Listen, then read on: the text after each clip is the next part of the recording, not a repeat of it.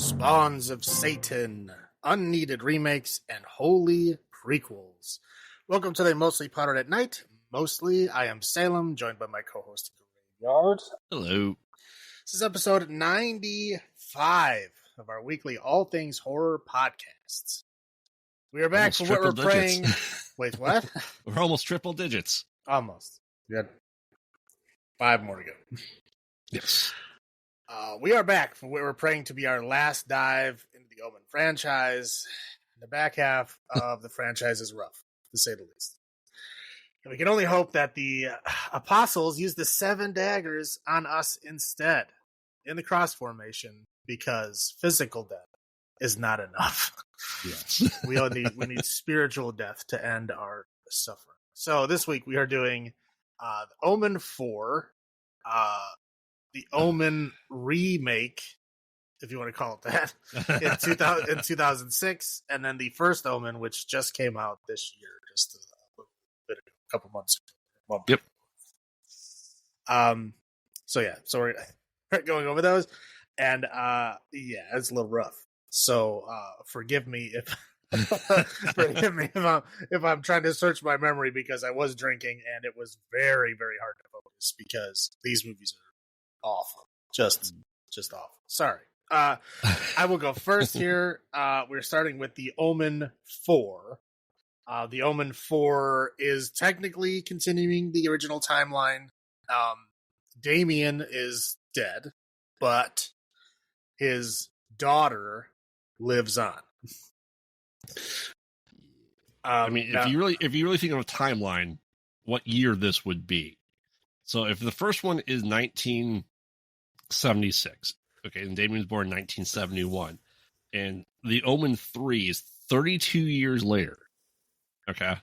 So it's now 2003 in Omen 3, and this is like 8 years after that. So we're like at 2011 in timeline-wise. Yeah, they're wearing some very 90s fashion for being 2011. The year is not mentioned, obviously. No. But yeah, so we basically have Delia. Delia is her name, the girl. Anyway, so there's a congressman. We kind of get a rapid fire thing here. The congressman, he's not a congressman at the beginning, but then he becomes a congressman. He gets elected into Congress because the guy he was running against had some kind of scandal with a lady of the night. Yes, where the C photographer is shown briefly just to he'll show up 2/3 of the way through the movie again. Right. But he does make a slight appearance at the beginning. So essentially him and his wife are trying to have a child and they can't. So they eventually go to an orphanage, and of course there's nuns there because this is the Omen and there's always nuns around. Yep. So they adopt a little girl they named Delia, and then we kind of get like a rapid fire thing here. So we're like, she's, aging. They show her, at different ages around. They show the bizarre scene of her baptism, which turns into a nightmare. She's screaming. It's I've been to baptisms where kids scream. That's not that abnormal. I'll say this, Brian. Everything that happens with this baby is normal behavior. Right. But everybody's acting like, oh my God, this baby's insane. Right. Yeah. So they're acting like that. We get a couple of weird scenes where people just randomly die from this Final Destination kills, right? And we're supposed to just assume that it's her power. I guess, I don't know. The Omen, it does this a lot with these other movies. There's these Final Destination kills, and nobody ever claims responsibility for them. So we know somebody is doing it, but we don't know who. Is it the devil? Is it does the Antichrist have remote viewing capability? We don't. I don't know. Who knows? But he doesn't. They don't seem to use those powers around them, right? Right. I don't know. It's bizarre. I don't. The powers are not really fully explained. Anyway, we are also introduced to the nun that gets stared at because she does come into play later. Leaves the convent. Nun. Right. Yeah. Right. Okay. So so they get a Rottweiler, which kind of turns into her demon dog, essentially, right? Her protector. And then again, she ages what age do you think she is? 9 or 10? I would say 8. 8. Okay, whatever. She's like 8 years old. And so this is the rest of the movie takes place at this time. Yeah. Now she's getting like violent. She's having problems at school. Like she doesn't have any friends, blah, blah, blah, not going well. Yep. She takes her to the doctor to like check her out. They find out that she's already going through puberty at 8 years old. Yeah. Which I guess not unheard of, but very odd. Right. So it's like, oh, well, that explains why, she's, having all of these mood swings and all this, kind of goofy stuff. Okay, I guess. Sure. Mm-hmm. So at this time she hires a nanny to watch out for her, I guess, to help out around the house. New age. Yeah. She's wearing like the crystal around her neck and it's healing crystals. And okay, now here's where it takes a weird turn to me. Okay. Mm-hmm. As far as I know, the Catholic Church and like New Age psychic crystal healing people don't get along. No. Right? They're like two different groups. Right?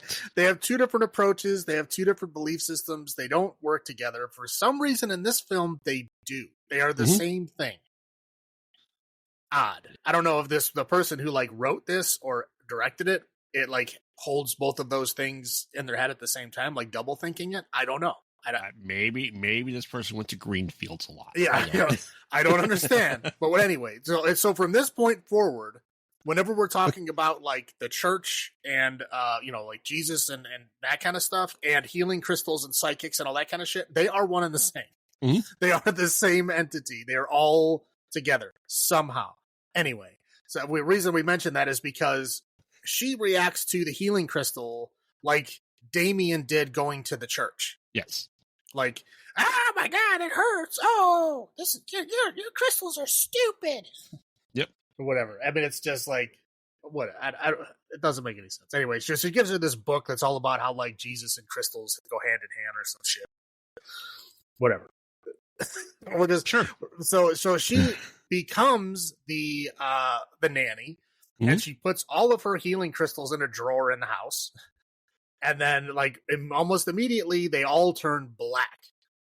Because they're mood crystals. Yeah, oh my God. Like, oh, there's evil in this house. We got to figure out what's going on. So she calls over. I don't know. How do you describe this dude? He looks like Indian Joe. He looks like a homeless guy that just took a shower. You know what I mean? Like, he looks like he should be homeless, but he's clean right now. That's what this guy looks like. I think they also went for, like, Navajo shaman vibes too. Well, okay. How about this? A white homeless dude that when he takes a shower, like he can no longer get away with pretending to be Native American anymore. There you because go. He's not dirty and you can see that he's clearly white. Yes. Maybe that's what we're going for. I don't know. Anyway, so they collaborate and figure out this plan that they're going to bring her to, because they sent her. Oh, it has to be her. That's the problem. Mm-hmm. So they said, let's bring her to the psychic fair. You do. Yeah, and then this guy's going to take a picture of her aura to see, like, what's going on. He can see the auras, but, he's just telling people what he sees. He needs to take a picture so you can show people. So he uses the Carulian camera is what they call it or some bullshit. Anyway, so she brings her to this psychic fair, and it is exactly that. It's a psychic fair. It's like a bunch of psychics sitting around, like, telling fortunes and stuff like that. And there's like all these like booths for like selling, I guess new age type, items. Along with fire jugglers, clowns, unicyclists. Well, of course, yeah. It is, it is a fair. Yeah. So you got to have that kind of stuff. I mean, if you've ever been to the Ren Fair, they're there. Right. They are there. So, they're going around and she is given like the evil eye to everybody. So all these psychics are like, I guess, feeling her negative energy, and they're all like, oh, they're all clutching their pearls as she's walking by. Like, oh my God, something bad is happening. So she like gets to this camera. She like basically throws her in the room, like, oh, go in there. And then he goes, click, takes a picture immediately. She jumps out of the room, but not quick enough. So he gets this picture, which develops immediately. Mm-hmm. And they look at it, and you can see this like black and red aura coming off of her. Like, see, look at this. This is, hard proof that she's evil. Yeah. Sure. Okay. So as retaliation for that, Final Destination shit happens, and the entire psychic fair gets set on fire. Instantly. Fire everywhere, running, screaming, people dying on, fire, blah, blah, blah. There's a lot of scenes of people flailing around on fire. So they go back home, and she's like, yeah, this is bad. Something needs to be done about this. But before she can really do anything, she is essentially killed. Yeah, it's almost kind of like the scene of like the nurse that, or the nanny that hangs herself, kind of, sort of, but she just like throws herself out the window and then falls onto like what do you call those things, like a turnstile, like a kid's merry-go-round, whatever thing. And a little bit else, she has no blood in her body. No, well, here's the thing, right? I don't think the effects people were told that her head was going to be upside down, because the blood was running down her face from her head to her chin. Mm-hmm. Yet she was upside down. Mm-hmm. So her chin was facing up. So somehow she fell through the window, landed on this turnstile thing, and she bled up towards the sky. Mm-hmm. So yeah, that's the kind of effects we're dealing with, and the kind of continuity issues we have in this movie. This shit's all over the fucking place. Very little blood. Right. And around this time, I have to bring it up because I honestly think it is the most bizarre scene of the movie. Snake healers? What? The snake healers? Well, those are good too. Those are good too. But the most bizarre one that I was like, I literally had to pause it and like, what the fuck was that? Is the Jehovah's Witnesses come to their house, right? Mm-hmm. Mm-hmm. And the little girl basically goes like, fuck off. As you do. Yep. Right? That's what you're supposed to do. Regardless, and the mom, follow Satan or not. Right, yeah. It doesn't matter if you are the most holy person alive. Jehovah's Witnesses come to your door, they fucking, say you fuck off, right? Yep. So the mom comes up, and this is the line. I had to write it down because I was like, how fucking bizarre is this? She runs up to them and she goes, I live here. What happened? Like, huh? What? Because she comes running out of her car from the driveway. She wasn't in the house. And she goes, oh, I live here. What happened? And they're like, oh, clutching their pearls, whatever. They're not really saying anything. And she's like, oh, okay, let me give you some money. What? Yeah. Mm-hmm. Jehovah's Witnesses aren't asking for money. What this whole scene just screams of like, people don't understand what Jehovah's Witnesses are. I don't get it. It was like somebody was kind of told what Jehovah's Witnesses are, but have never experienced them in real life.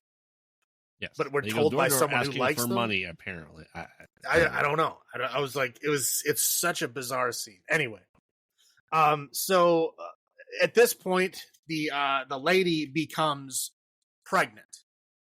Yes. She goes and sees the doctor guy, whatever. That's the same doctor that's seeing the girl. And then she becomes pregnant. Right. And then that guy becomes everybody's doctor. And then immediately when she becomes pregnant, like the mom before this point is like best friends with the little girl.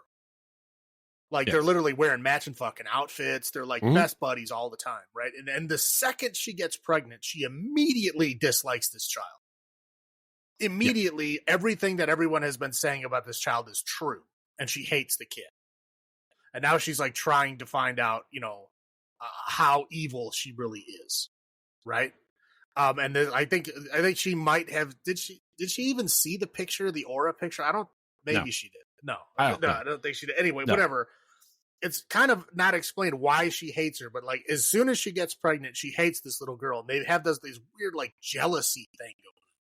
Yes. So where they're just like constantly like fighting over the dad's affection and like trying to like get him on their side and shit. It's very, very bizarre.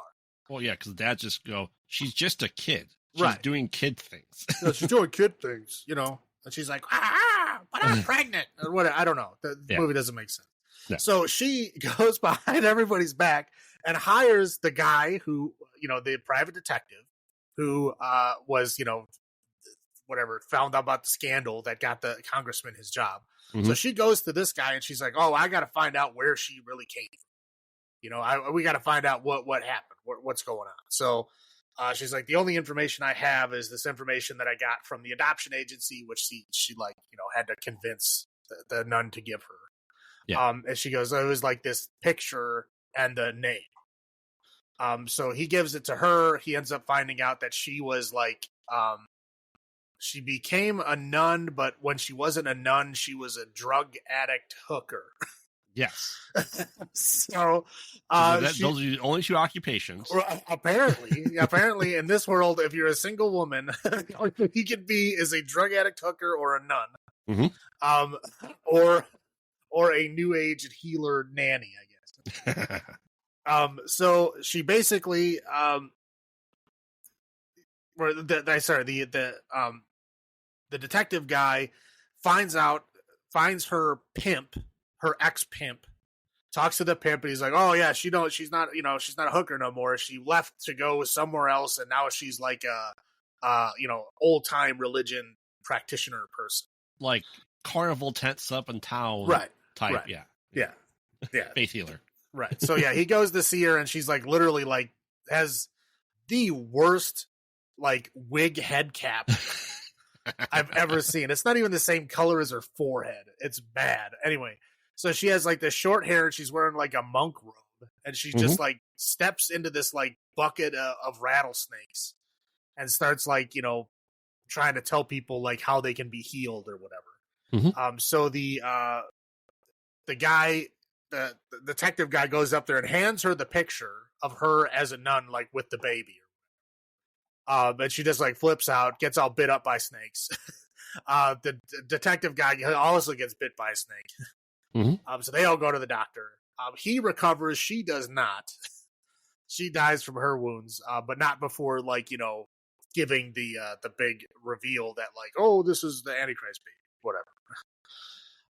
So the detective guy recovers, and he, tells, the lady, oh, it's the Antichrist baby.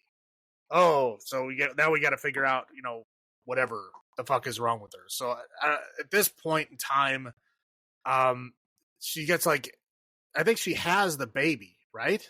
Yeah. So she has the baby, and the baby is like not right. So she's like trying to figure out what's up with this baby. So she starts researching the doctor, and she finds like a bunch of like letters and whatever, like documents or something proving, basically what we already knew, that Damien Thorne was the dad, right? Yep. And then also find out that the baby that that just had is not actually her baby. The baby is, I don't know. They literally, the guy had to open the book and like show it to her. I think it's because like everybody would be like, that's not real. Apparently, like, I guess sometimes a twin can be born with a unborn fetal twin inside of them. An embryo. Yeah. An embryo. So basically, the doctor, when, we found out she's having puberty or whatever, they took out that embryo and they implanted it in the lady when she went to the doctor. So it's not her kid. It's also Damien Thorne's kid. So like the girl and the boy are technically twins. Yes. It's Delia's twin brother. Twin brother, only he's 8 years younger because he was living as an embryo for 8 years. Which, again, according to this book that they show here in the film, is apparently a thing that can actually happen. I don't know if it's real. I didn't even bother looking it up. But anyway, so, as, when they look at the baby, you see the 666 symbol on the hand. And then the mom ends up just, like, killing herself. Yeah, because we find out that Delia is there as the protector of the spawn of Satan. Right. Right. And so Satan's the mom, grandbaby, the mom just can't handle it, so she just like kills herself. So then you see the dad, the girl, and the little baby like at her funeral, and that's setting up the Omen 5. Oh wait, yeah, I think they were really hoping for Omen 5, but holy shit, if you watch this movie, you would not want a sequel for fucking sure. It killed the franchise. For 15 years. Not surprised. Yeah. So yeah. What were your first thoughts? Because you've seen this. Have you seen this before? I may have, but I may have also done the same syndrome that I'm having now with this. Is I'm trying to purge it from my memory as quickly as possible. Dude, I had to reread the plot just now. I watched it less than a week ago. My brain is already trying to like forge it, like push it out. Like it hates it. And my brain is like, no. I don't want to remember this. Correct. I mean, my first thought was I was watching this. I go, the hell, like this has to be a TV movie, right? Please tell me this TV movie. I looked up. Yeah, it's a TV movie on Fox. I go, well, okay. Well, here's that makes the more thing. sense. Here's the thing. It wasn't made for TV. Sure as shit felt like it. No, I'm saying it was made. It was released in theaters, not in the United States. It was released in theaters in other places, but no one would even play it in theaters here, so they had to release it on TV.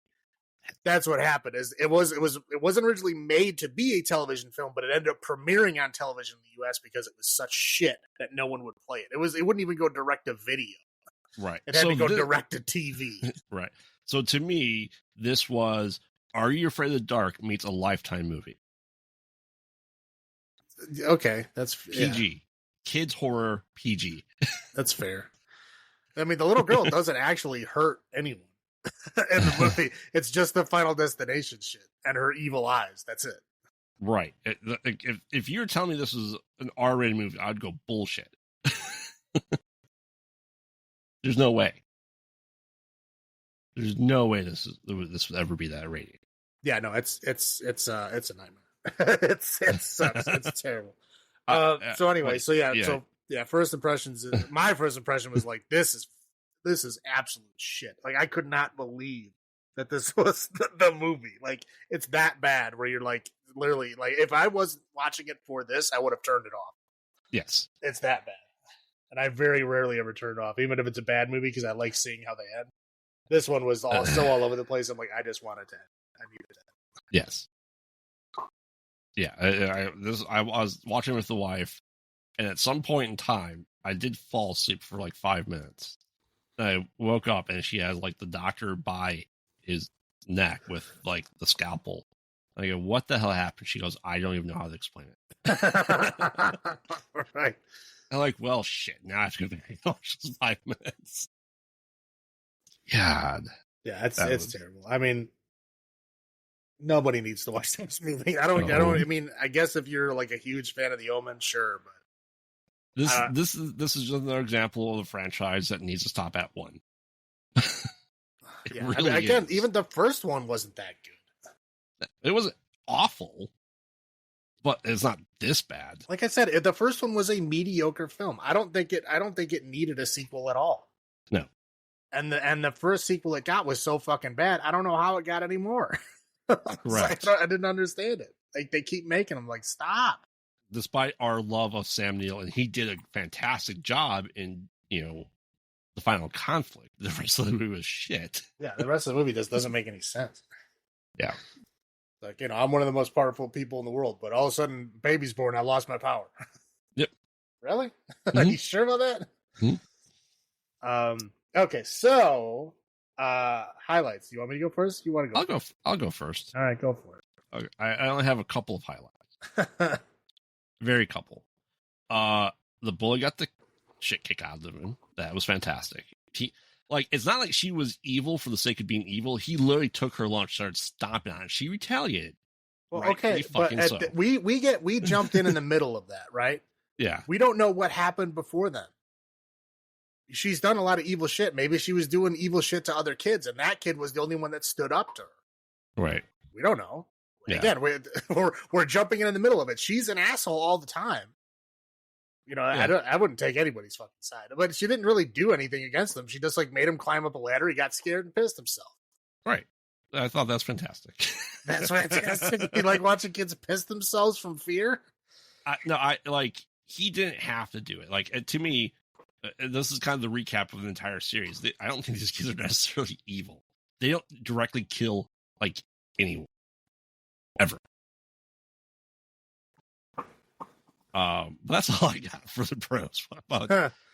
Oh, Okay. I'll go to my. I like the idea of the psychic carnival. Like, I mean, that sounds fun, right? I mean, not that I would go get my like palms read or anything, but it sounds like there'd be some cool stuff there. You know, some fun new age, women to talk to. That would be fun. yeah. Okay, so I did like that it made religion even more ridiculous in this movie. Yeah. Like, it's already ridiculous enough in the other Omen movies, but this one made it even more ridiculous because they added in the fucking healing crystals and the aura reading and the aura pictures and like all this ridiculous shit. And they just added it in as is. This is the same level of power as the Catholic Church, which I mean, in was fairness, it is. Oh, I know, but I'm just saying. I thought it was just so funny how they just mixed it together. And like again, like I said, for the rest of the film, they are hand in hand. They all they all believe the same shit. Everybody does, which is funny. I already went over the Jehovah's Witness scene, but I thought that scene was so fucking bizarre. Like, who comes up to somebody and goes, "I live here. What happened?" Hey. What? Yeah. That's not how you talk to strangers you don't know. And why are you giving them money? I don't know. Yeah. And again, I think the only person in this entire film that did a passable job with acting at all was the private investigator guy. Did he do great? No. But he was passable. He actually played like a kind of sort of believable character, right? I think he's probably the only person we know from other things. Right. Yeah. But he was like the only person that did a passable job in this movie. Everyone else was fucking horrible. Donis Davis was in this too. I don't know who that is. Bald guy. That was in Stargate SG-1. Don't know who that is. Okay. If you saw him, you'd recognize him for everything sci-fi. Sure. And I did like the scene where, because the private detective does die. He gets killed by a wrecking ball. Yeah. And he is watching the wrecking ball come at him in slow motion for, it feels like a whole, 2 minutes. Mm-hmm. Like, he's just, like, he's in normal motion time. You can see, the wind blowing his hair and stuff. Like, he's in normal motion, and the wrecking ball's coming in slow motion. He's got, a full minute to get out of the way, and he just stares at it and gets nailed by it. Yes, I thought it was a Lifetime movie. Yeah, it was a hysterical scene, and I thought it was great. Okay, so I'm going to roll into my low points here. I'm going to try to keep them a little short here, but okay. So, number one, the fucking score in this movie was horrendous. It was like you said, like a made-for-TV Disney film is the score for this movie. Yes. Kind of like whimsical horns in the background all the time. I mean, anytime anything even remotely bad happens, it's the mountaintop scene from Fantasia. It's just bizarre. It's very, very, very bad. In the beginning, the nuns are looking out the window and there's a spontaneous eclipse, and they call it a spontaneous eclipse. There's no such thing as a spontaneous eclipse. If there's a spontaneous eclipse, people around the world would be freaking the fuck out because something just happened that's not supposed to happen. And they just act like, oh, that's a bad omen. No, it's not something that happens. Again, I guess it's the same kind of people that believe healing crystals actually do anything.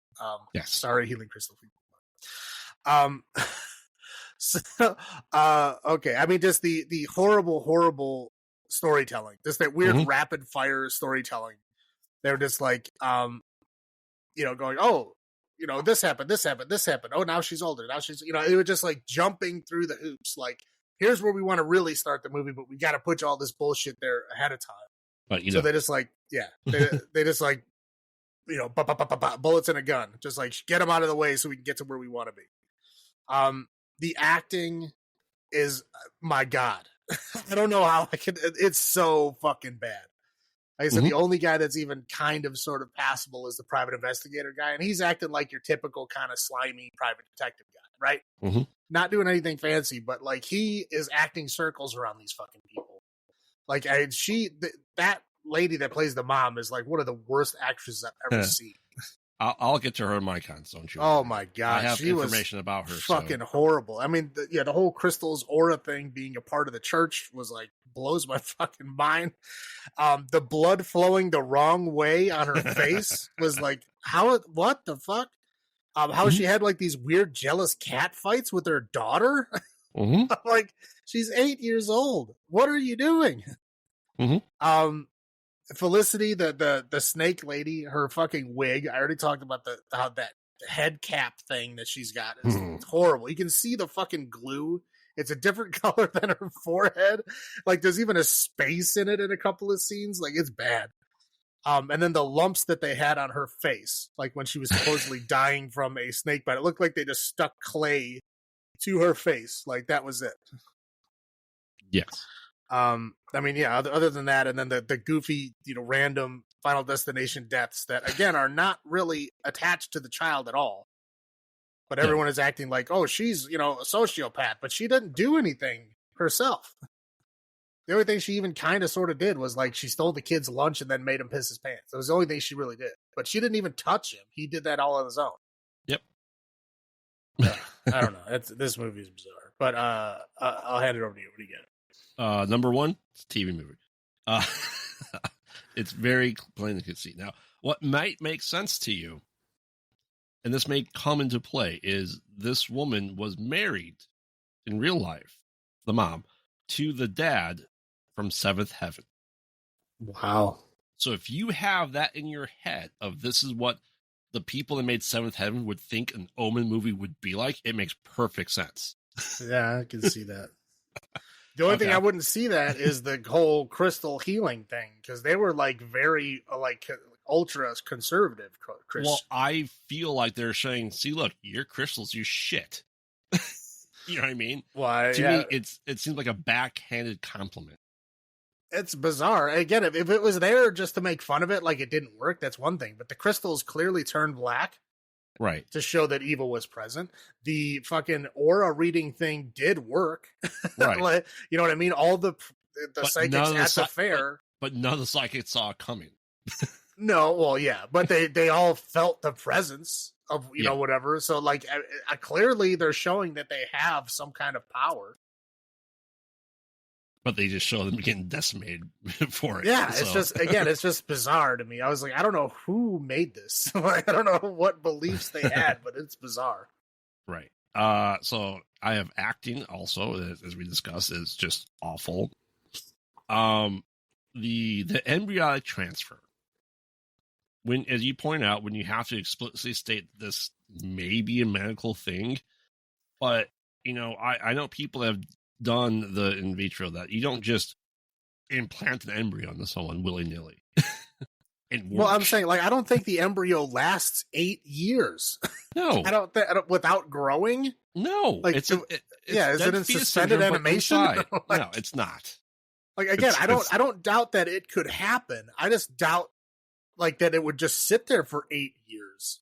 Like, that just doesn't make sense to me. Yeah. I mean, whatever. It's a devil fucking baby. It has Final Destination killing powers. I mean, I guess we're in magic territory here, but it's like it literally opened the book to show you that, oh, look, this is a real medical thing. Yeah, sure it is. It's not for this movie's sake. So, they obviously tried to like this is actual use the word remake more of the first Omen than the remake was in 2006. That being said, the father doesn't immediately just go evil kid. No, it's a kid. It's not doing anything wrong. Right. As we pointed out when I was watching with the wife too, we go, everyone's like, oh, the baby's evil because she's crying at baptism. Happens all the time. It's perfectly normal. Yeah, I was gonna say, like, what? Like, have you been to a baptism? Like, I think all the ones I've been to, the kids screaming the whole time. Yeah.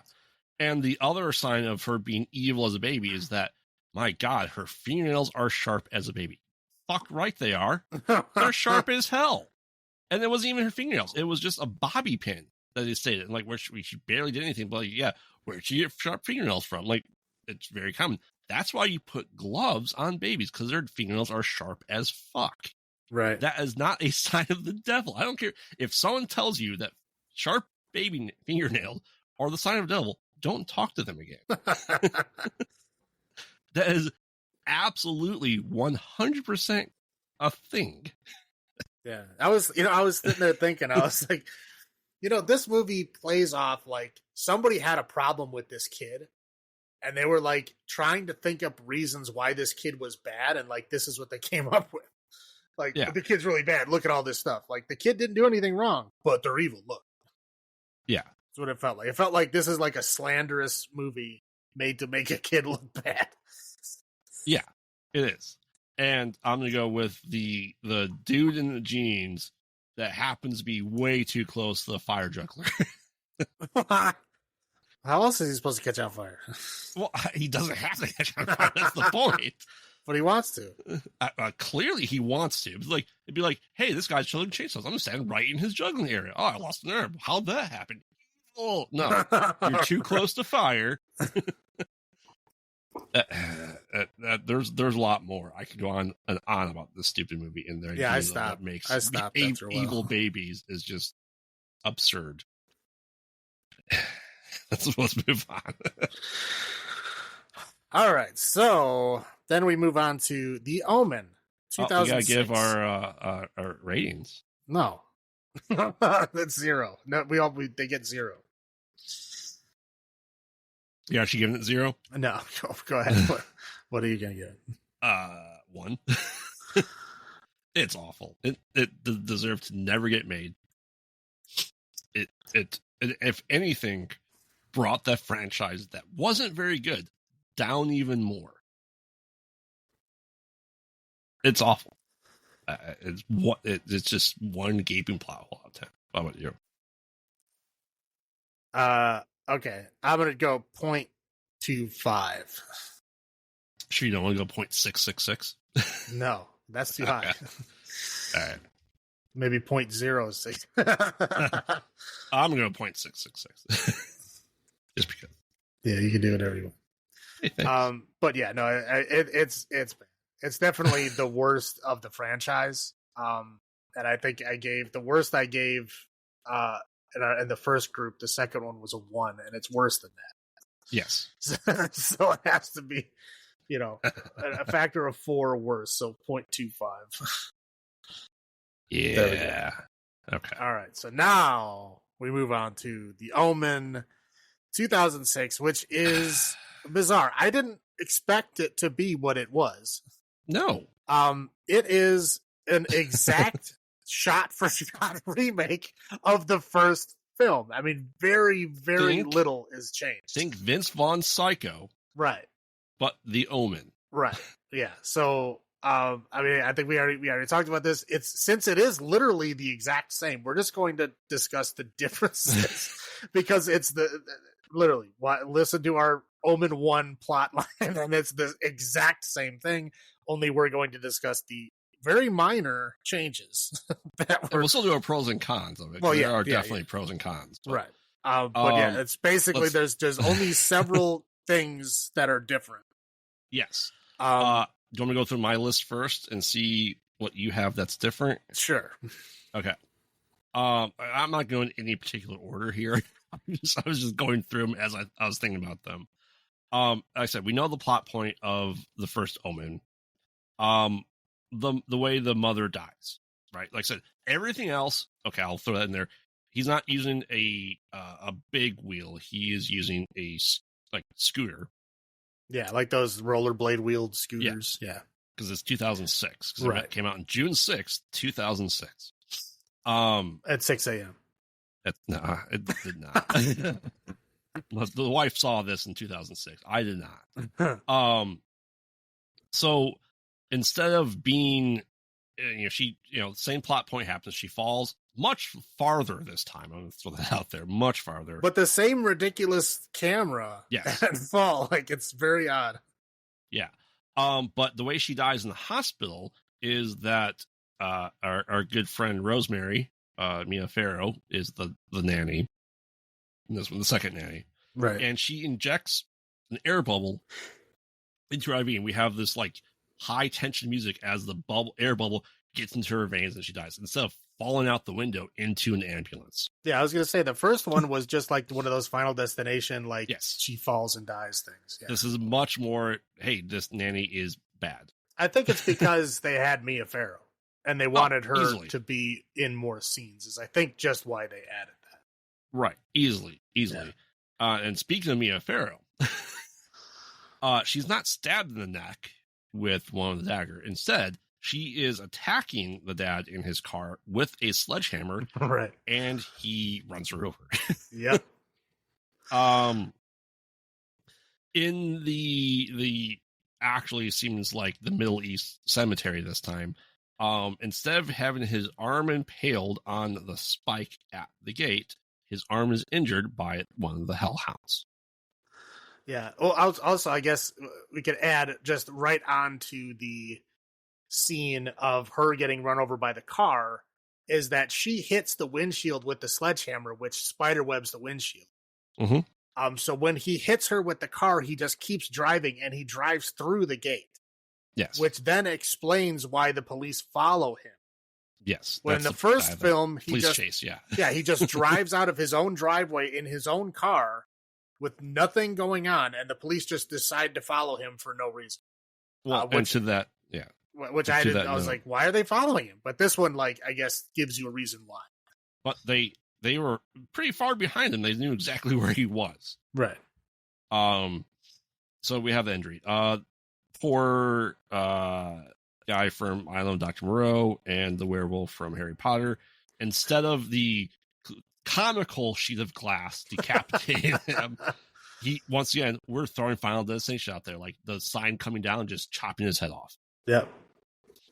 And I would say the number of instances talking to the priest this time, instead of having multiple sessions of him trying to get to him and him trying to reach out to him and it being ignored and have to like have meetings and stuff like that, he essentially talks to him like on purpose a lot sooner of number of fake meetings. Right. Which, again, I think it's odd that they did that because the first picture that the photographer took of him was at the birthday party. Yeah. But he wasn't at the birthday party in this movie. Correct. So he just said, I took this picture of him outside your office. Like, he had to, like, explain that because he didn't actually see him before that point. Right. Yeah. Which was odd, but whatever. Yeah. I mean, not to get picky, but he doesn't die in the same place that the rod is. It's not just through his shoulder. It's like he's like wholeheartedly impaled, so like just through the shoulder. Okay, because in the first movie, he wasn't impaled at all. It was just the pipe was just stuck in behind him. Yeah. He was just standing there. Nothing got impaled at all. This one, at least they did some effects. Obviously, they still had a monkey go crazy soon, but instead of baboons in the drive-thru, it was the zoo. And this woman with a bunch of friends that were, I guess, okay to be hanging around with. Sure. That's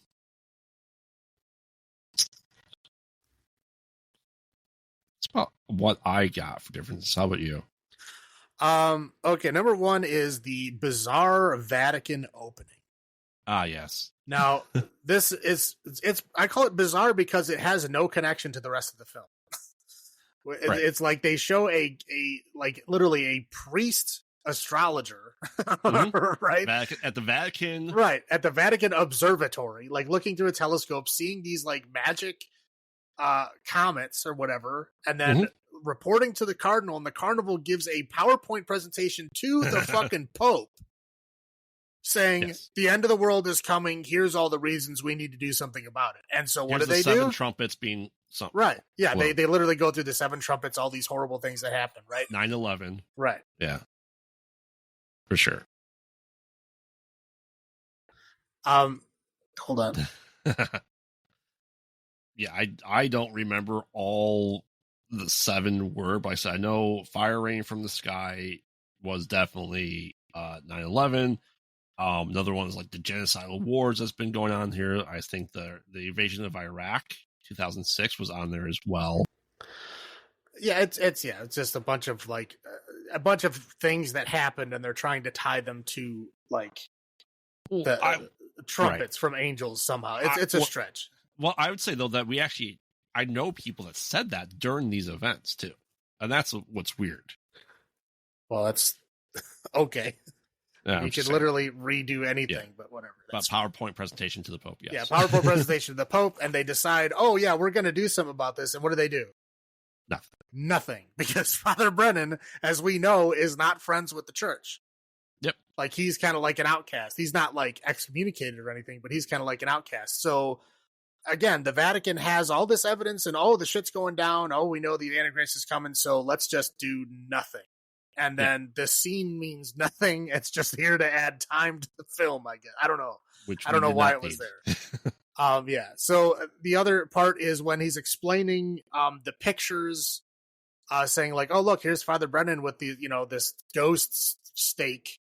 We can see it getting closer and closer to him as these pictures get older and older.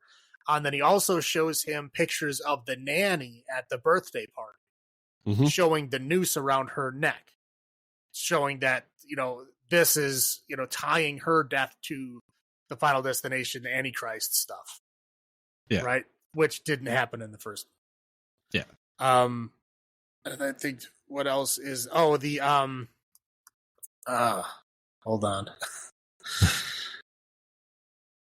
The scene right before the scooter scene, we get a scene of Mia Farrow feeding the kid strawberries. Unnecessarily, yeah, but it was not there before. I'm guessing just to show more of Mia Farrow being creepy. Yeah. I'm guessing is the reason why. There's a whole weird explanation that they're talking about Father Brennan after he dies. They get a hold of the autopsy report. And in the autopsy report, they find the 666 symbol as a birthmark, not a brand, not a tattoo, as a birthmark on Father Brennan. Which makes no sense. I have no idea. Here's our proof. He marked him. I have no idea what that was supposed to mean. I'm like, what do you mean? Like, that's supposed to be the symbol that the kid is the Antichrist. That's the proof that the dad finally gets. Right. Why would it be on the priest? I don't know. Again, like that part really blew me out. I'm like, that doesn't make sense. Like, what's going on here? Other than that, I think it's pretty much the same. And again, most of the things that are changes, they're just made slight changes to existing scenes. I mean, the only thing they really added that was new was the whole Vatican connection, which again goes nowhere. Everything else is just slight differences on things that already exist. They took like 2 minutes from like 2 and 3, and put it into 3 minutes, right? Because they talked about the stars line up in the final conflict. So I think they knew they were not going to make any more than one. Well, I think what I think they were trying to do is like they tried to seal up some of the plot holes, right? I mean, and they kind of sort of made things make sense. They added stuff that I don't think needed to be added, but they patched over some plot holes that were there for sure. And I think they were trying to do more continuity with the rest of the franchise, so that they were hoping to remake the next ones, probably have them make more sense, I guess, maybe. Right.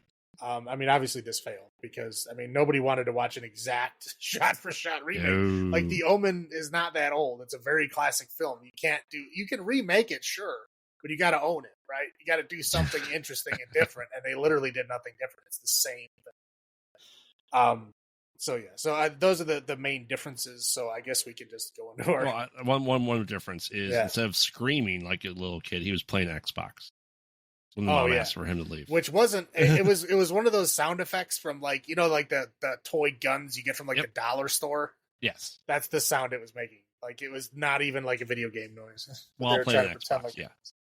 Do you want me to go first for my pros, my highlights? Yes. I like the actors. I everyone that was in it, I like as an actor. I like Lee Schreiber. I like the dinosaur hunter from Lost World Jurassic Park that played the father, the priest, right? I like Julia Stiles. I like Mia Farrow. I like the guy that plays the photographer. They all have ties to horror movies, and it's great. I enjoy that. So, I mean, I didn't realize how stacked the cast was for 2006. Especially for this for it being the Omen remake. Yeah, well, I mean, Liv Schreiber, this is before, I think, his big break. I mean, Julia Stiles was kind of on the way down at this point. Right, but I mean, Lee Schreiber was known for Scream franchise at this point in time. So he was a Scream veteran at that point. Yeah, I mean, but again, he wasn't like as big as I mean, now I think he's much bigger. Yeah. Yeah. But yeah, back then, he was a name for sure, but he wasn't like big name. For sure. And obviously the special effects were much better. It didn't look like Play-Doh over the burnt priest's face. Right. Yeah, it looked like the guy from the rich dude from Hannibal. Yes. Gary Oldman's character, yeah. Yeah. For sure. And quite honestly, that's for pros, pretty much it. What about you? Yeah, I mean the Final Destination kills were better. I think they made them make a little more sense. Yeah. Which is good. The priest specifically mentioned that he was born of a jackal. Now, again, in the first film, when we find, he finds the graves of the dog and the baby, we don't understand what the dog is supposed to mean. Right. Because they don't mention that until way later. But this time it's like they open it up and they're like, oh yeah, he said it was the jackal. So that we get it explained. We actually know why. Mm-hmm. I thought that was done better. I mean, the priest's death was done better. The decapitation was done better. I mean, again, it's like they had like a redo for these kills. I mean, they're like the same kills, only they redid them with better effects, essentially. Right. Yeah. Again, the nanny Mia Farrow getting killed. That's a better scene than the way it played out in the first film. And again, it also explains why the police are chasing. Again, I think these are a lot of the plot holes. Again, the jackal and the car chase are the two main plot holes that I was worried about in the first one. I was like, how are these blatantly there? There is one huge fucking plot hole that actually got bigger.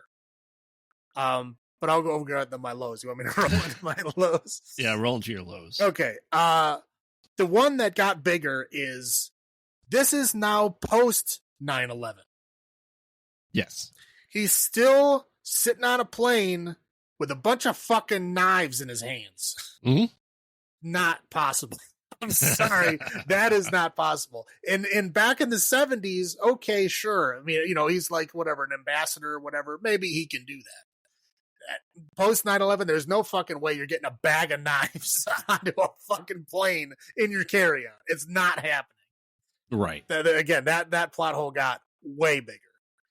Again, that Vatican connection, why even put the Pope there if he's not going to do anything? Like, I mean, he should have assigned like a strike team or something, anything. He did nothing. Let this guy that's technically not even part of the church just do nothing and then die. I mean, whatever. It was so bizarre. But yeah, again, like the one Vatican, telescope guy somehow, he convinces a cardinal. Like, I don't think that's the tier hierarchy there. I don't think it goes telescope guy, cardinal. No, there's a hell of a lot of people in between there. So it was literally two stops. It was telescope guy, cardinal, Pope. Like, whoa. The church is one of the oldest institutions on the planet. They are, I mean, the definition of bureaucracy. There's no fucking way that you're getting an expressway to the Pope like that. There's no way. But anyway, ultimately it went nowhere. Again, this is an exact copy of the first movie. They didn't change anything. They really didn't make anything better. They patched up a couple of plot holes. They opened up a couple of new ones. But that's it. I mean, it's why? Again, there's so many things that are just bizarre. Again, that's my biggest low is why? Like, who was asking for this shot for shot remake? I don't think anybody asked for this. Yeah. Anyway, so you go ahead. Oh yeah, that's my biggest plot point. Negative is unnecessary remake. If you're not going to do anything to the story, don't do it. 30 years later. Oh, it's the 30th anniversary of the Omen. Great. So let's just redo it? No. Do something fucking new. Right. I mean, as much shit as we gave the Exorcist movies that were about 30 years apart, they did something new. Right. Even like Basket Case, like reused like 15 minutes of footage every single movie, but you know what? At least the rest of it was new. Right. Like this is like literally they refilmed they just like had the first movie as the storyboard. And they just like, let's do this exact same thing. Yes. I don't understand how everybody was like, really? Just the exact same thing? No changes? No. Okay. When did Vince Vaughn's Psycho come out? It was before 1997. This. Yeah. So like that already happened. Yes. Like you should know that nobody likes dumbest that. thing to do. Yeah. Right. Nobody likes that. Damien still does fucking nothing. Right. Nothing. And okay, so this was a plot point that I thought was being said in the first one. This is still my plot point idea for the second one is eventually they say yes, Damien goes to the brother and he's the president of Thorn Corp, right? Essentially, Thorn Industries. They make it seem like it's the fucking president of the United States. Both times, I feel. No, they do. They literally say Mr. President.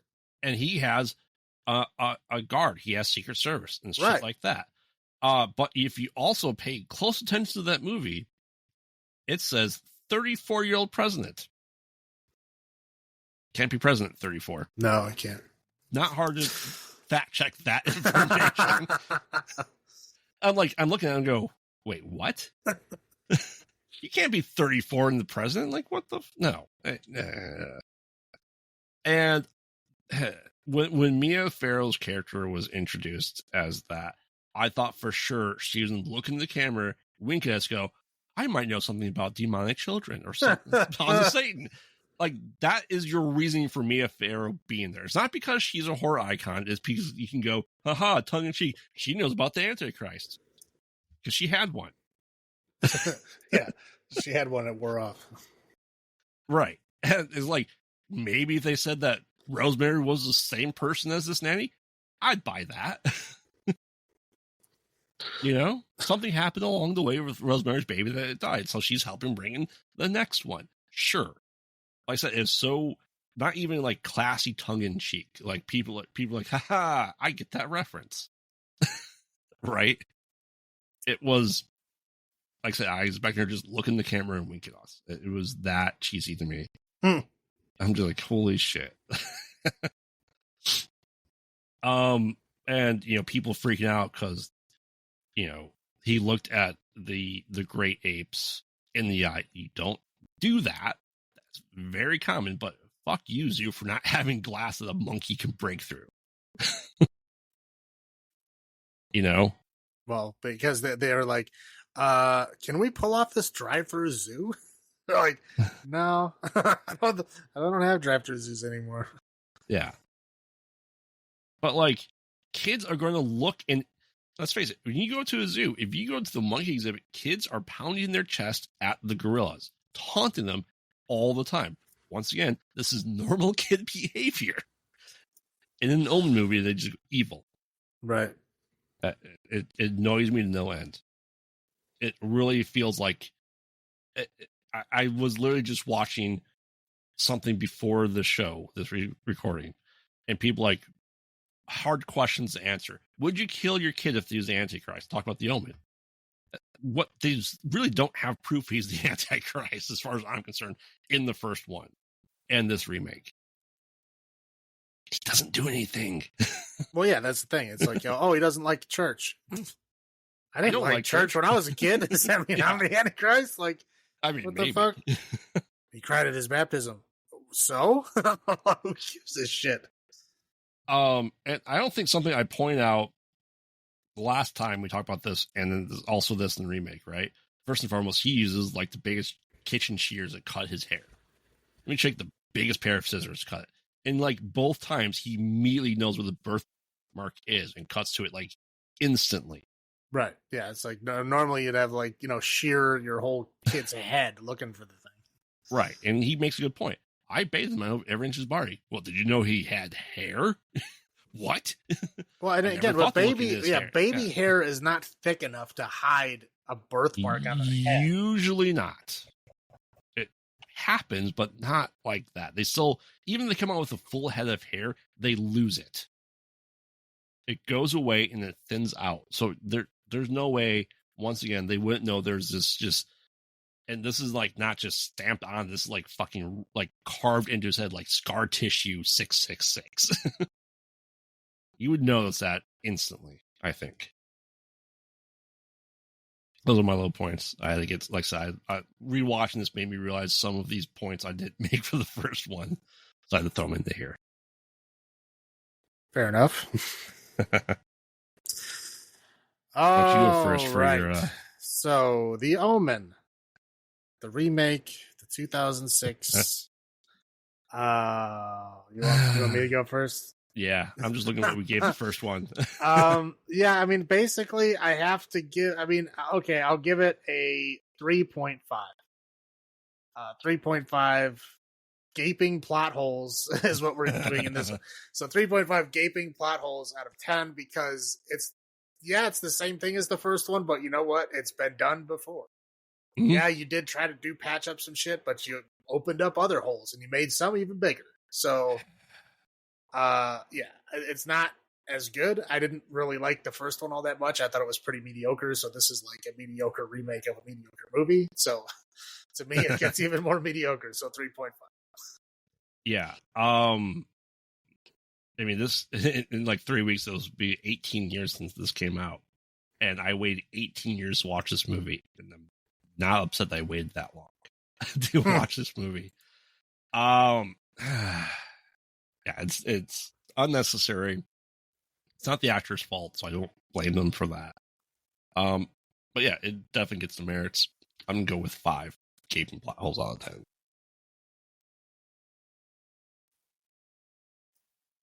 All right. So now the crown jewel of the Omen franchise here is the brand new The First Omen, which is a prequel to the first movie.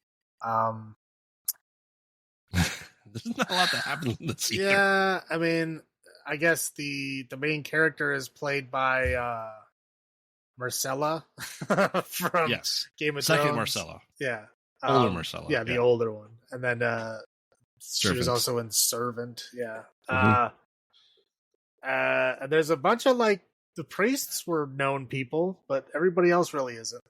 Yeah, I mean, you had Bill Nye, you had the dad from the Vivitch, Ralph Ineson, yeah, and then Charles Dance, Tywin Lannister himself, is also barely, very shortly, but he is in it. Yeah.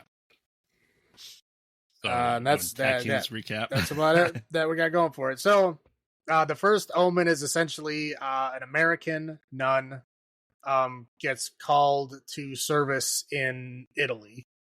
Yes, Margaret. Right. Yeah. So she goes to Italy. It's like this kind of convent, in orphanage Immaculate as well.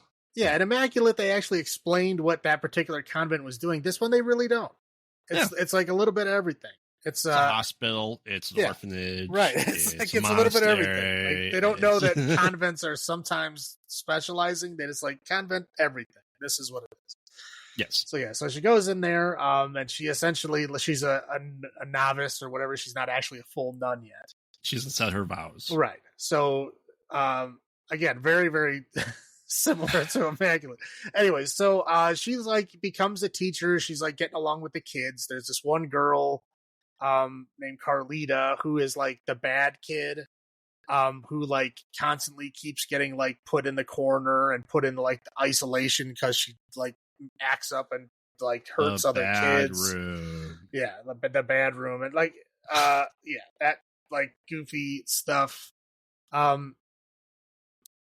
So anyway, so she's trying to settle in there. There's some weird stuff. There's this one weird sister who's like, she acts like, I don't know, the one kid in your school that wore like cat ears and a cat tail, and like had to be weird and different just to be weird and different. Like that's the nun just acts like that. I don't know. There's no reason. I like that. I like that description of her. Like, she's just acting weird. And it's like, what are you doing? Yeah. Anyway, so she's acted weird. There's another girl that she, kind of falls in friends with. Named Luce, I think her name was, and she's just like, "Hey, let's all dress in scantily clad clothing and go out and get hammered." Right, let's go out and get hammered and dance with men while we get groped on, even though we're supposed to be nuns. Like, okay, in 1971, right? In 1971, like, all right. Yeah, so she does that, and of course, she's never really drank before, so she blacks out, and then wakes up the next day like, "Oh, I didn't make a fool out of myself," and she's like, "Nah, you're fine." So then, weirder stuff happens to where she's like trying to watch out for that Carlita girl. She kind of becomes convinced that like something is up with her, right? Mm-hmm. Ralph Ineson is like, he plays Father Brennan, who's supposed to be the same guy from the other movie, from the first movie, whatever. Sure. So he kind of explains to her that like, there's this baby that may possibly be in this place, that there's something weird about it. He doesn't know what it is, but there's something weird about it. Keep your eye out, see if you can like see anything strange. Yeah. Because he's been excommunicated and she has to be his like inside eyes too.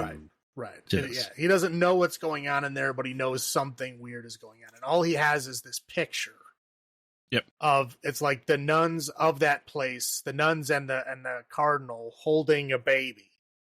And it's on the back. It's got like, I don't know, Sienna or something. I don't know what the name was, but that's like there's like something is up with this baby. We got to find out. There was something that happened with the Charles Dance conversation at the beginning that gave him the inkling that he needs to go check it out. Like that Charles Dance was involved with doing something. Like because I think he knew he was about to die, and he's like, we did some horrible things, and these things needs to be answered for. And he let a pipe take off part of my skull. Yeah. And then he dies, but he gives him this picture and he's like, "This is what we did. You got to figure it out." Thanks. Here's a mystery for you to solve. Right. Yeah. So so she, kind of gets put in this mission with him, and she's kind of like, at first she's like, "Yeah, whatever. There's nothing weird." Okay, what do they go on the field trip first, or does the fire thing happen first? The field trip happens first, and then the fire. Yeah, so they go on this field trip, to where they bring all like the kids on like a museum field trip, whatever. Well, keep in mind this is a convent, so they only take female orphans. Yeah, so they're all whatever, so they can become nuns. Yeah. So they're all girls. They're all on this field trip. So there's like unrest in the city. There's like protests about what people protest about in the 70s. I think they were saying they were left-wing protests, like trying to get better wages or something. Yeah, we'll get into the left winginess of this in the cons. Right. So basically, while they're in there, like a riot breaks out. Mm-hmm. She hallucinates like devil hands and stuff, and like getting licked by a big devil tongue, and she kind of has like a nervous breakdown. Right. Well, because she mentions that when growing up, that she had visions that she didn't know for real. And so essentially schizophrenia. Right. Yeah. And the church helped her like do it. And she's trying to like help that little girl because she thinks the same thing is happening to the little girl, which is why she's like trying to watch out for her. Right. Anyway, so, the riots break out. She gets separated. She has all these hallucinations, has like a mental breakdown. She kind of wakes up back at the convent, and the head mother or reverend mother, whatever, is like, "Yeah, I think you need to like hold back on your vows." Like you don't seem to be Mother all Superior. there. Yeah, you don't seem to be all there.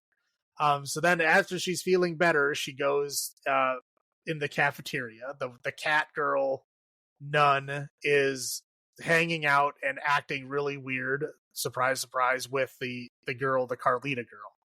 Mm-hmm. So she goes like, "Hey, can I join you?" And she's like really weird. She hands her a picture of it's a picture of a girl with a baby in her stomach tied down to a bed.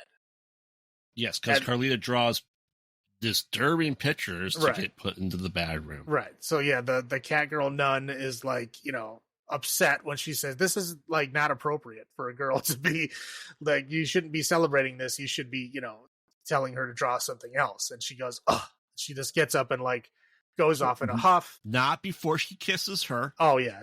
She kisses her full on the lips. Who knows why? Again, this is like just Catgirl She behavior. watched Fear No Evil and realizes that is a tactic to confuse your enemies. Right, yeah. It's like, it's the weird Catgirl behavior, just doing weird shit to do weird shit. Like, I don't know what the fuck is going on. Mm-hmm. But then, she realizes that, I don't know, she lost her Catgirl powers. I don't know what the fuck happens, but she pulls a nanny from Omen 1. And well, she ups the stakes. Well, yeah, she ups it. Sorry. She puts a noose around her neck, then sets herself on fire, then jumps off. So she hangs herself while she's on fire. Typical cat ear wearing girl from high school. That's great. That's fantastic. So then at that point, she's like, okay, now this is the weird shit's going on. Now I'm going to talk to this guy, right? Now I'm going to talk to the Father Brennan. I'm going to weird shit's going down. Like, what do you? Well, she also, before she does that, she finds like the hidden file room that's behind. No, this is why she goes to the file room. Oh, that's right. Yeah. So she's like, shit's going down. Like, what do you need? Like, I know, I'm scared that this little girl is Carlita and they're going to be doing something to her. And this is why she's so bad, is because they're doing stuff to her. Like, she doesn't know what at this point.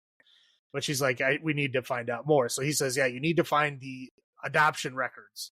Like, look for this name, because he gives her the picture. He said, look, the Sienna name. Look for this name.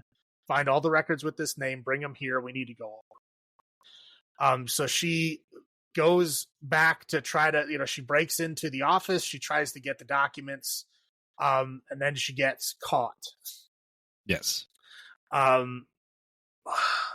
know she gets caught. There's a whole bunch of weird like hallucinations at this point, to where when she basically like relives that while she's in like her cage, her like isolation cage. She goes to the bedroom. Yeah. She goes to the bedroom. She relives what actually happened. So when she blacked out from getting drunk, they actually took her and impregnated her with a baby.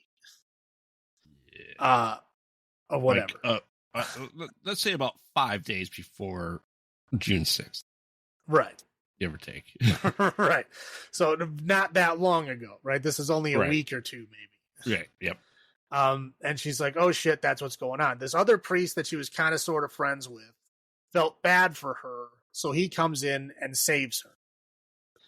Now, he was like the driver. Right. Yeah. There was a scene where the guy that she was making out with on the dance floor, she finds him on the street. He goes, I'm sorry, I didn't know who you were. Whatever, look for the mark. And then he gets hit by a truck. And still holds on to life for like another minute. Right, yeah, holds on to life and basically tells her like, look for the mark, whatever. So then she sees the mark on the soft palate of Carlita while she's screaming. Mm-hmm. She sees the 666 on her palate on the roof of her mouth. Because when someone's screaming, you definitely look into their mouth. Right. Like there's not enough light to see in their mouth, and their head doesn't tip all the way back. No. No. I didn't understand that, but whatever. So anyway, so she gets back to the priest guy with all the files, because the priest guy that saved her also brought the files with. They look through and they basically find out that they've been impregnating women with these babies, these Sienna babies, and they're all like deformed and dying. Yes. And one survived, and that's the Carlita girl. So they're like, oh, they're trying to do something to her, but it's like, well, something doesn't match up. This picture is not in her file. So they look further and they find the picture was actually ripped off of another file. And then when they look in that file, they find out that Margaret herself is one of them. Because Bill Nye gave her that picture. We've been watching you your entire life. Here you go. Here's the evidence to attach this picture to this file. Right. Yeah. So, yeah, basically she finds out that she's only two survivors of this whole project, and one of them, for an inexplicable reason, sent her to America. Yes. And they kept the other one, the younger one, there to. And she realized that she was too young to give birth to the the Right. Antichrist, because the devil can only make the Antichrist with his own offspring. Right. Which is completely made up. Yes. That doesn't make sense. Again, that's the one thing that upset me, is that the Omen is very, very clear that it takes Revelations literally. Yes. Right? There's all kinds of talk about the beasts, the 7 heads and the sea that it comes out of, and the symbol, all of these things, they take the like literal translations of them. And that is what he is. All of this, like, oh, the devil has to have a baby with its own kid, that completely fucking made up. I don't even know where they got it from. No idea. So like, there's so much bullshit in the Revelations that they could have used, and they just threw all of that away and made up some dumb bullshit. Like, I don't know, like, what are you doing? It's again bizarre. But so anyway, so she gets recaptured essentially. And as she's in the car going back, like, inexplicably her belly just fills up with baby.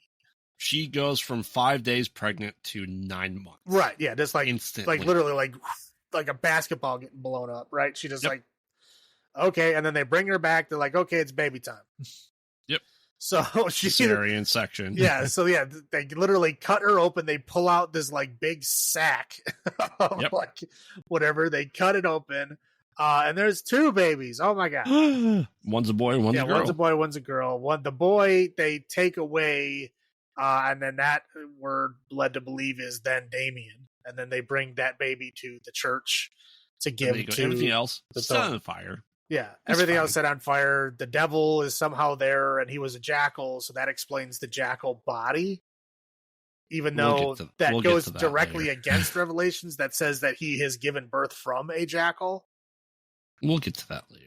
I'm just saying, like, yes, that literally says that in the Bible. Like, so, like, they couldn't even make up shit that would like jive with the Bible. They made up shit that directly goes against what the first movie said. So somehow, in the room of fire, she survives. She takes the girl baby, and the jackal burns to death. Right, the devil burns to death.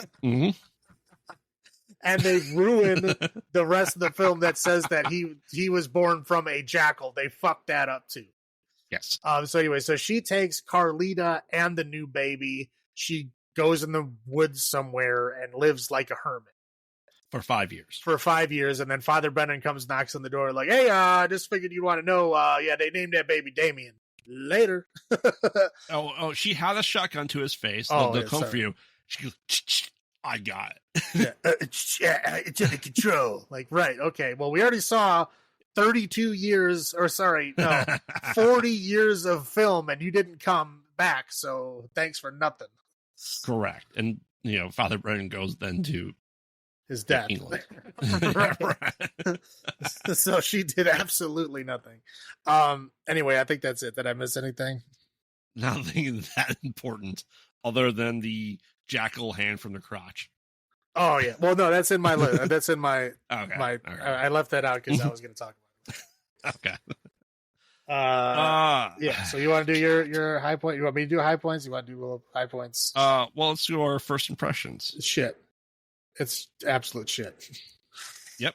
Agreed. No, I mean, it's like I said before. It's like, okay, if you're going to do a prequel, you got to make sure that your movie jives with the first movie.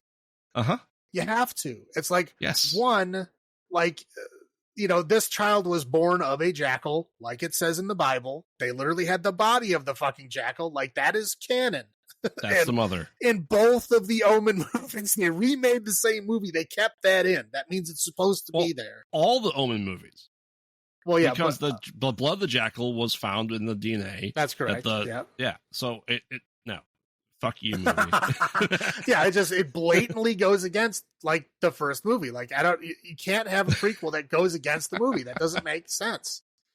You can have a prequel that like branches off and does its own thing, but you can't contradict the film. Like, it doesn't. Why would they greenlight a movie that contradicts it?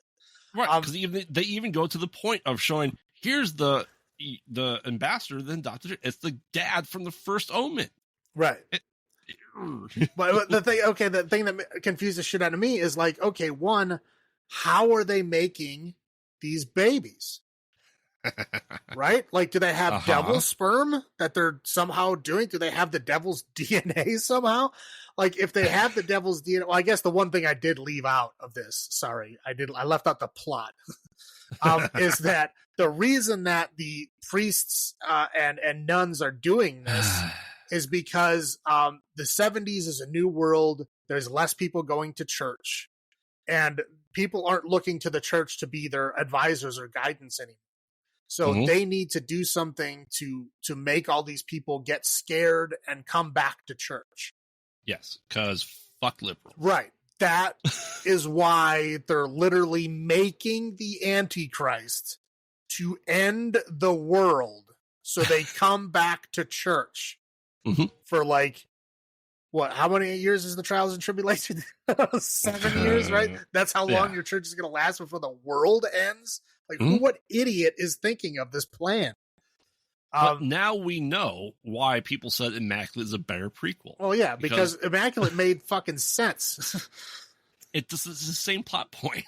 Right. Well, but Immaculate did it in a way that's not stupid. Right. Immaculate, which wasn't trying to be canon to the first Omen film, could be canon to the first Omen film because it didn't do dumb shit. You know what I mean? It was better canon without trying. Right. Like, didn't even attempt to. It didn't need to, but it did anyway. Yeah. And this movie directly went against the movie, which is, again, the biggest movie is the first one, and it goes against that one. So you're literally, like, putting these against each other. Yeah, I didn't understand, one, how are they making these babies? Two, if you can make them, like, with the mark of the beast on them, doesn't that mean you already made the Antichrist?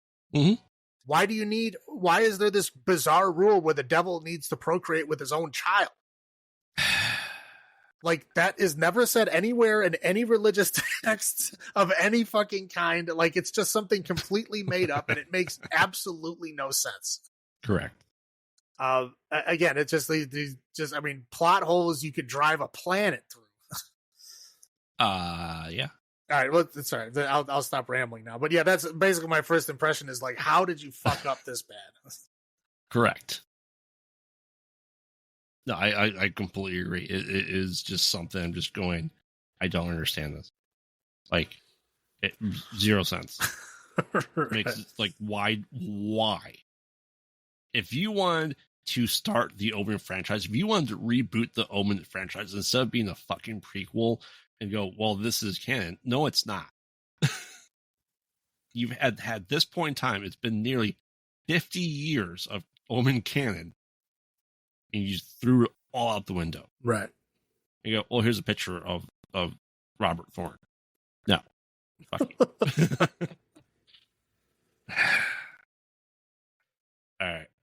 You want me to go into my highlights first? Sure. I like the actors. We discussed before. I like Bill Nye.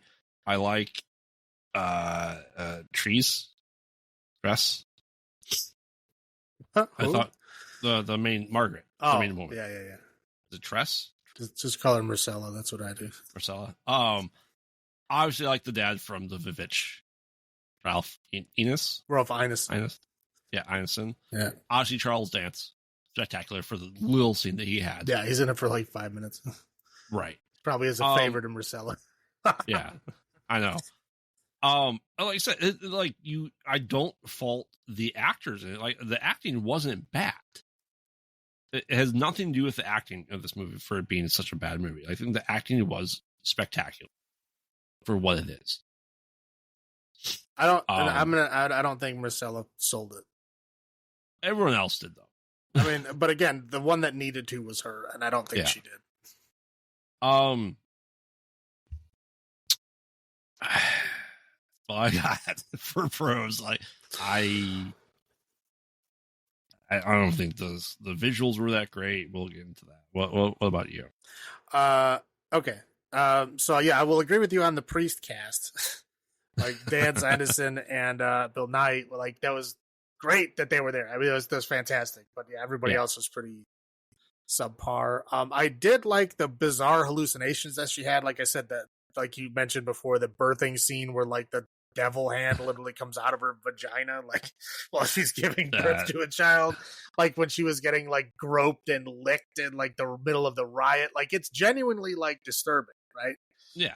The effects were good. I mean, like the second birthing scene where like they're literally like cutting her open and pulling out the sack and stuff, like that was genuinely disturbing. Like they did a good job with that. You're like, whoever did the effects on this did a decent job. Like they did exactly what they were supposed to do. But yeah, that's it. That's all I got. So I'm gonna roll in my lows. I'm gonna try to not ramble. I did mention a lot of it already. So I'm gonna try not to ramble too much. Okay. One, the tone of some of the film like scenes in this film are just so bizarre. Like the tone of the beginning was like almost comedy. Like the way he just walked away with part of his skull missing, yeah. Right, but he gave a goofy smile, and like the music in the background was like whimsical. It was Benny Hill-esque. Right. I was like, what? What is this movie? Like, I was like, is this like a fucking like repossessed? Like, is this trying to be funny? Like, I was like, is it trying to be funny? What the fuck is going on? Then like the club scene, I think it's just way too over the top because she took like one shot and then she was like down to grope. Like, I mean, in fairness, they were playing a watered down version of Saturday Night Fever. Yeah. So, well, I mean, it's 1971. And YMCA. Yeah. And it was like, wow. I mean, it was just a bizarre scene. It lasted way too long. Again, it was there's some scenes of this film, just the tone was all wrong. There's a scene, I'll give you, this is an example of the writing of this film. Okay. Like a little skit here. So Margaret comes walking into the room where the Mother Superior is teaching children. This is right after she finds out that Carlita is in the bad room, quote unquote, the bad room. Where she comes in and she says, "Sister, why is there a bad room?" And the sister says, "Because some girls are bad." End scene. I mean, it's a fair response. But no explanation. No, like, well, because she like attacked another kid. Nope.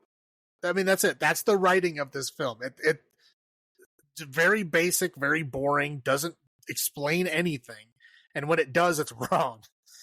Yeah, like I said, the new made up rules are just bizarre. Like the devil has to have sex with his own kid to make the Antichrist, even though those kids already have the mark of the Antichrist on them. Again, if you they're making the Antichrist because they want people to go back to church, but knowing their own Bible, if you cause the Antichrist to really appear, you then cause the end of the world, which means there is no more church, right? Because the first things that happen is the rapture. So if you're a good church person, you'd be gone. So who are they going to go to? You know what I mean? This whole plan makes no sense at all. I don't know, like, who, like, you guys read the Bible. I've read the Bible. I know what it says. Like, you guys are like, this is your book. All of the things that you are doing are based on this book. How can you be so wrong? I was just blown away. I was blown away. That how they don't even follow their own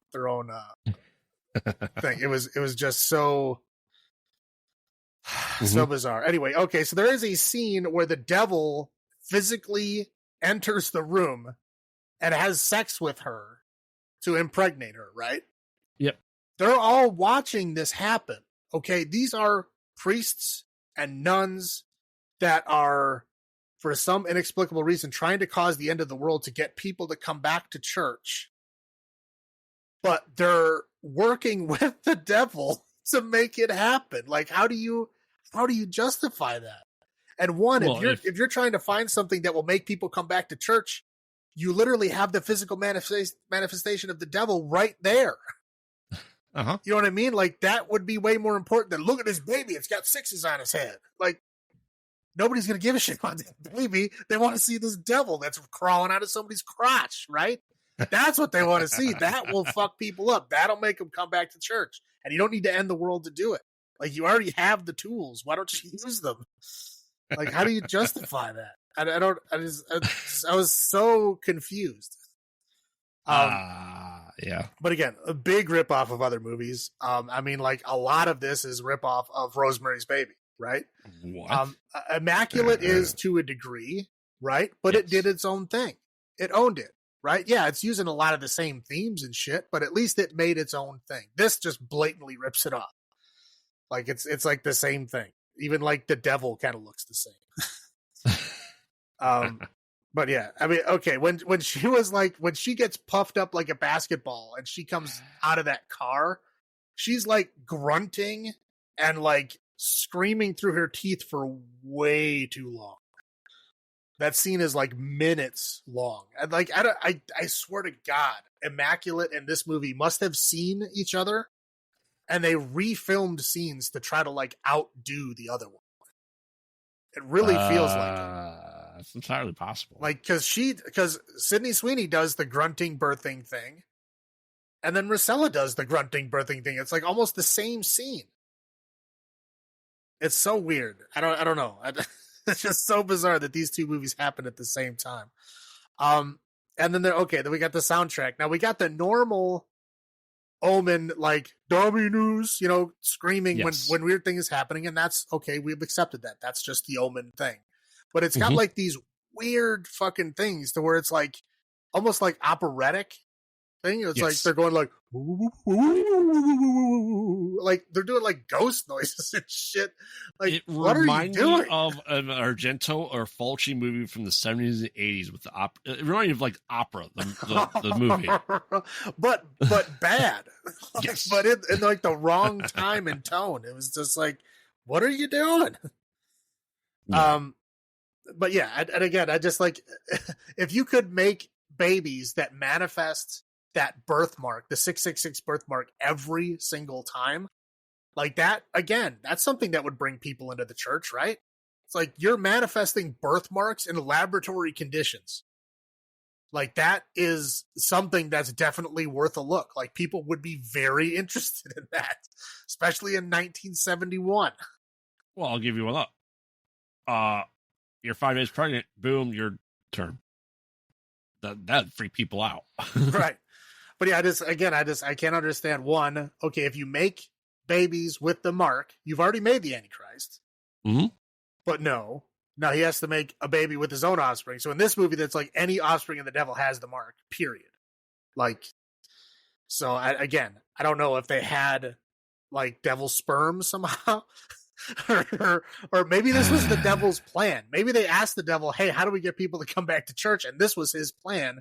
His plan was just to make this place into a brothel for him.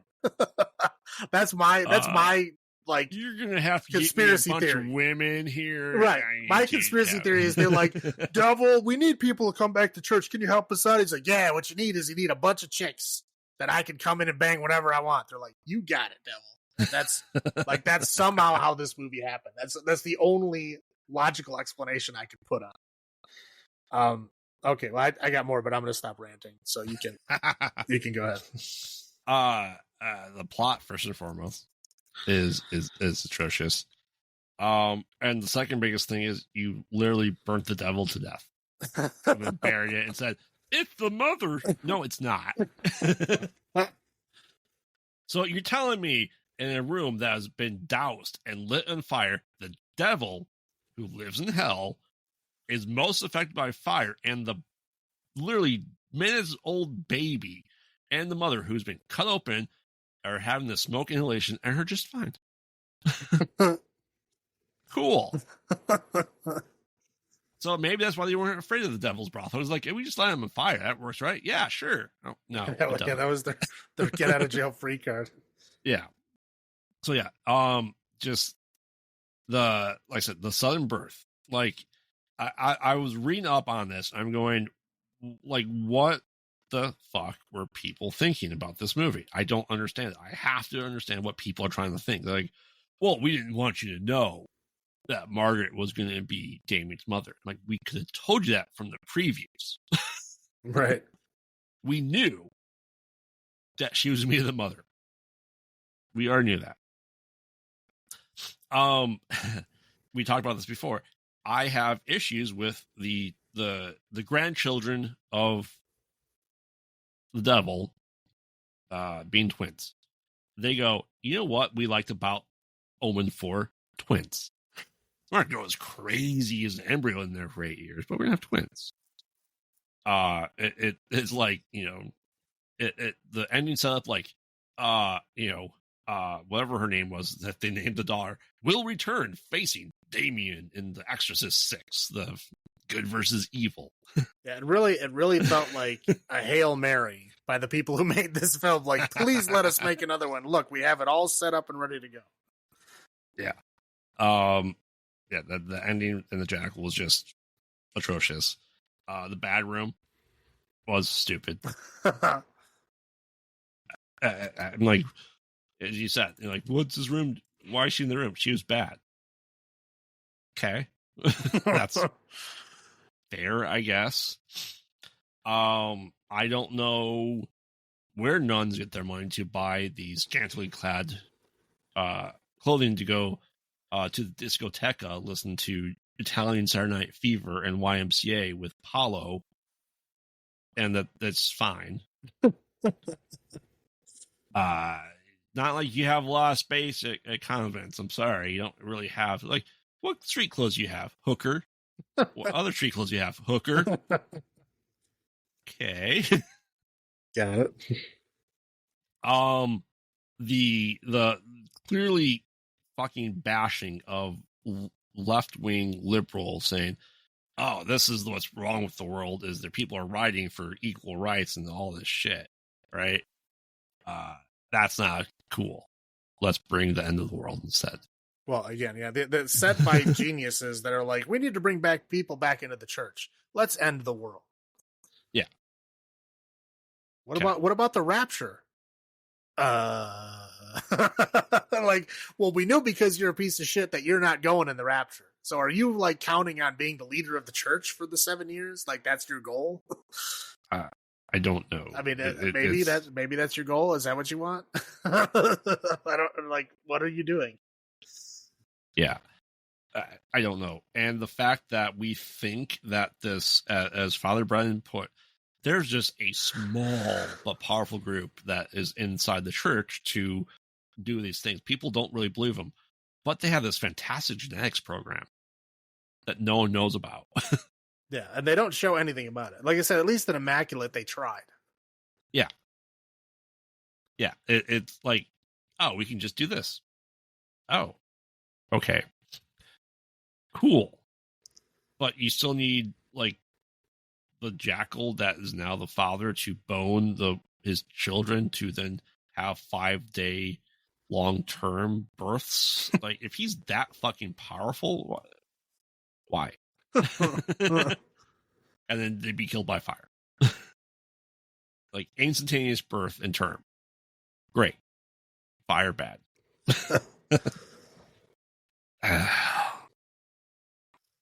Yeah, it like, I don't understand the setup. I don't understand how these young women are going to be fending for themselves in this Siberian hut they're in at the end. Also took 5 years for the priest to realize that his name was Damien. I don't know. I don't get it. I don't think it should have tied into the original Omen in the least bit. That's what I can go on forever about this movie. Yeah. So, yeah, we'll end it there. So, how many gaping plot holes out of 10 would you give the first Omen? No. Like, this is stupid. Like, is it Omen 4 stupid? It's its own stupid. I'm going to go back to what I gave the other ones. I gave the Omen 3 and 2 2s. Was this better than Omen 4? Yes, barely. So I will give it 1.5. How about you? I will say it is worse than Immaculate by a factor of 10. So I will say 0.65.